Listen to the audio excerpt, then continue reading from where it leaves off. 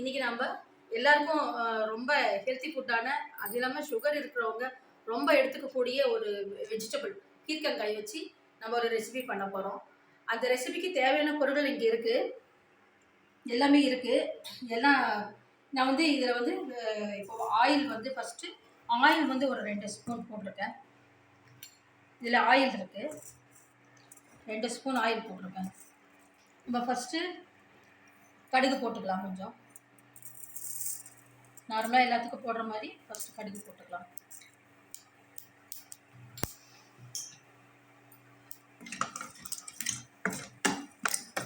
இது வந்து பீர்க்கங்காய் ரெசிபி வந்து ரொம்ப நல்லா இருக்கும் சாப்பிட்றதுக்கு சாப்பாட்டோட. இது போட்டுட்டு ஃபஸ்ட்டு கருவேப்பிலை கொஞ்சம் போட்டுக்கலாம்.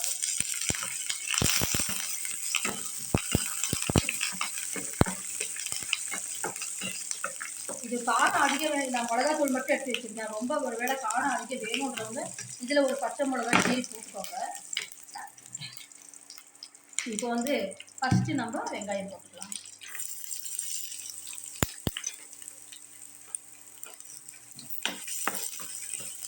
பீர்க்கங்காய் காரக்குழம்பு, இது பேர் வந்து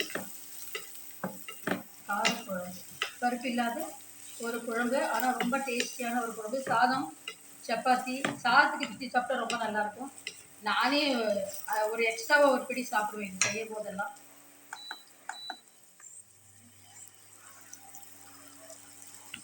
இதுக்கு நம்ம இப்போ இது ஒரு செகண்ட் வதங்கட்டும். இதில் ஒரே ஒரு பச்சை மிளகாய் கீரி போட்டுருக்கேன். இப்போ பச்சை மிளகாய் போட்டு கொஞ்சம் ரெசிபிக்கு தேவையான உப்பு போட்டுடலாம். நல்லா ஒரு 1.5 டீஸ்பூன் கல்லுப்பு போட்டிருக்கேன். இந்த டிஷ்ஷுக்கு இந்த ரெசிபிக்கு தேவையான அளவுக்கு போட்டாச்சு.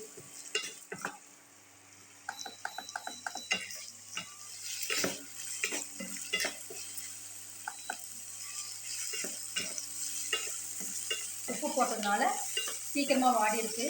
இப்போ நெக்ஸ்ட்டு இதில் வந்து தக்காளி போட்டுடலாம்.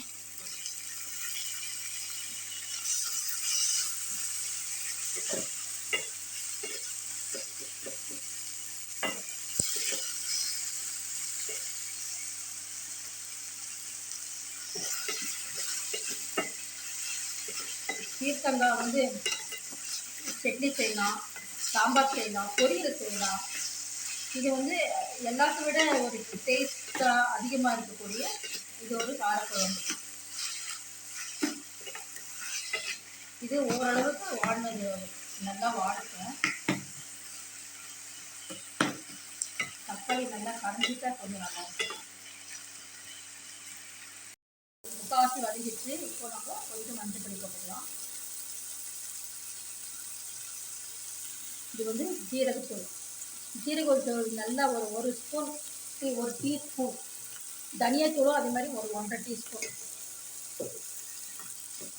இப்போ வந்து மிளகாத்தூள் ஆட் பண்ணிக்கலாம்.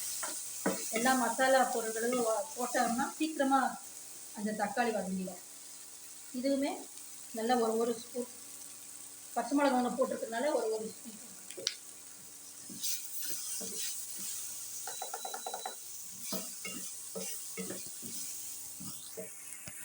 இது எல்லாம் போட்டு ஒரே ஒரு வதக்கிட்டு இப்போ நம்ம பீர்க்கங்காய் ஆட் பண்ணிடலாம். இதில்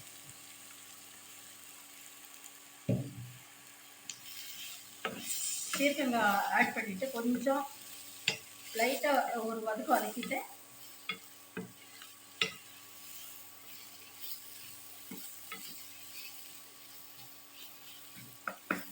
உப்பு, காரம், தனியாத்தூள், மிளகாத்தூள், சீரகத்தூள், மஞ்சத்தூள் எல்லாம் போட்டுச்சு.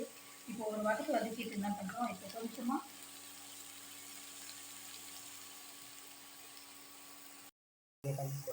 இப்போ கொஞ்சம் லைட்டாக தண்ணி போட்டு அது காய் வேகிறதுக்கு லைட்டாக கொஞ்சமாக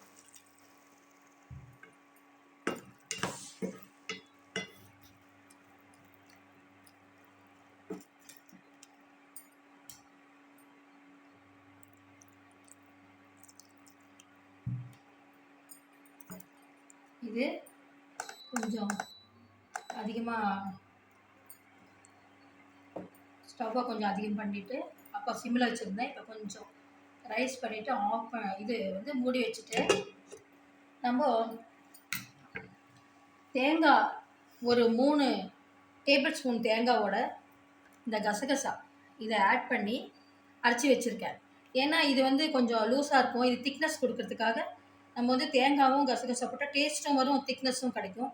அதில் வந்து தேங்காய் கசகசா ஒரே ஒரு ஸ்பூன் செட்னி கடலை, பொட்டுக்கடலைன்னு சொல்லுவாங்க இல்லைங்களா, அந்த கடலையும் சேர்த்து அரைச்சி வச்சுருக்கேன். இது நல்லா வெந்ததுக்கப்புறம் நம்ம இதை ஆட் பண்ண போகிறோம். இப்போ வந்து இது இருக்கட்டும், அரைச்சிட்டு வந்து வச்சுருக்கேன்.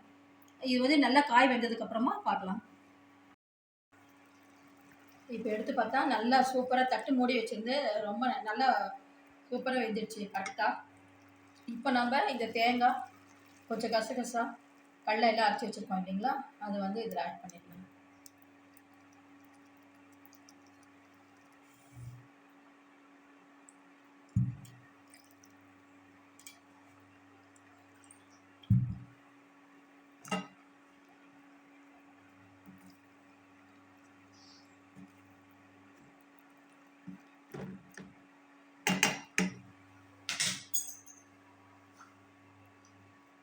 கிளாஸாக நல்லா கெட்டியாயிடும். நல்ல ஒரு கிரேவி இது சாப்பாட்டுக்கு.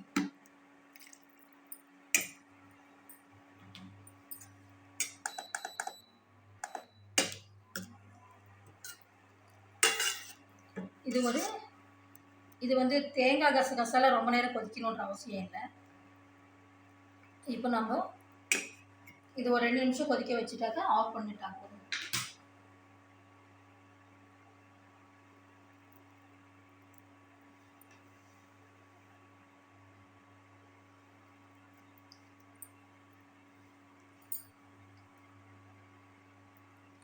அப்படியே கொதிக்க விடலாம்.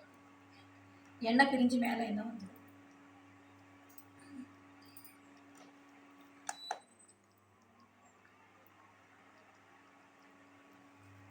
எப்படி வந்து பீன்ஸ் நேற்று செஞ்சோமோ அதே மாதிரி அந்த பீன்ஸ் கூட்டுக்கறி எவ்வளோ டேஸ்ட்டாக வந்ததோ அது விட இன்னொரு மடங்கு டேஸ்ட்டாக இது இருக்கும். நீங்கள் செஞ்சு பார்த்தீங்கன்னாக்க சாப்பிட்டு பார்த்துட்டு இதே மாதிரி பீர்க்கங்காய் இருந்ததுன்னா வாங்கிட்டு வந்து செஞ்சுட்டு, இதுக்காகவே இந்த மாதிரி ஒரு ரெசிபி செய்யறதுக்காகவே நீங்கள் பீன்ஸ் இது வந்து இந்த பீர்க்கங்காயை வாங்கிட்டு வந்து செஞ்சு சாப்பிட்டுட்டு லைக் பண்ணி ஷேர் பண்ணி கமெண்ட் பண்ணி சப்ஸ்கிரைப் பண்ணுங்கள். புதுசாக பார்க்குறவங்கெல்லாம் சப்ஸ்கிரைப் பண்ணுங்கள். இல்லைங்களா, ரொம்ப நல்லாயிருக்கும். இது சாப்பாட்டுக்கு இப்படி எடுத்து போட்டுட்டு சாப்பிடும்போது அவ்வளோ ஒரு அருமையாக இருக்கும்.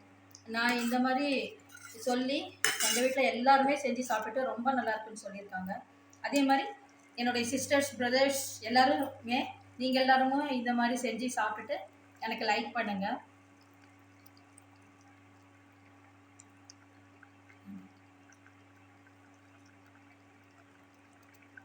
அதான் ஒரு நிமிஷம் நல்லா கொதிச்சு மஞ்சளாக இப்படி வந்துடுச்சு. இப்படி வந்தாக்க ரெசிபி வந்து ரெடி ஆயிடுச்சுன்னு அர்த்தம்.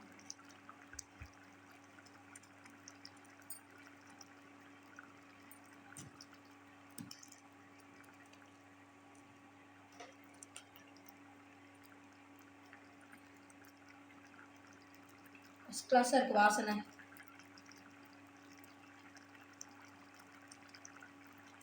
பீர்க்கங்கால இன்னும் ஒரு 2-3 ரெசிபி நல்ல ரெசிபி சூப்பரான ரெசிபி இருக்குது.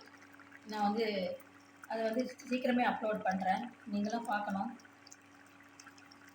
இதை வந்து இப்போ வந்து நம்ம ஆஃப் பண்ணிக்கலாம்.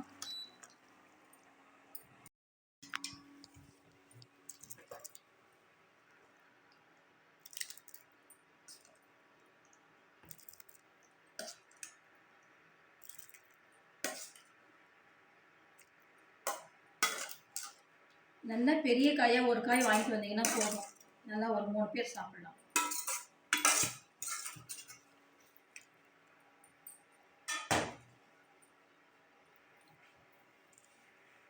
ரெடி,